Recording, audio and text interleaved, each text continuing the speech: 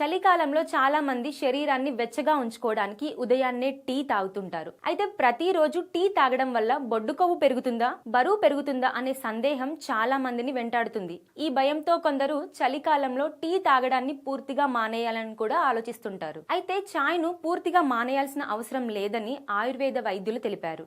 సరైన విధానంలో సరైన పదార్థాలతో టీని తీసుకుంటే అది హానికరంగా కాకుండా ఆరోగ్యానికి మేలు చేస్తుందని ఆయన స్పష్టం చేశారు. చలికాలంలో టీ శరీరాన్ని లోపల నుంచి వెచ్చగా ఉంచడమే కాకుండా జీవక్రియను సక్రమంగా ఉంచడంలో సహాయపడుతుందని చెప్పారు. అంతేకాదు శరీర బరువు నియంత్రణకు, రక్తంలో చక్కెర స్థాయిలను సమతుల్యంగా ఉంచేందుకు కూడా టీ ఉపకరిస్తుందని పేర్కొన్నారు. బరువు తగ్గడం, ఆరోగ్యాన్ని మెరుగుపరుచుకోవడం కోసం చాలా మంది టీలో అల్లం, దాల్చిన చెక్క, నల్ల మిరియాలు, సెలరీ వంటి పదార్థాలను కలుపుతారు. ఇవన్నీ శరీరానికి వేడిని అందించే గుణం కలిగి ఉండడంతో చలికాలంలో ప్రత్యేకంగా ఉపయోగపడతాయి.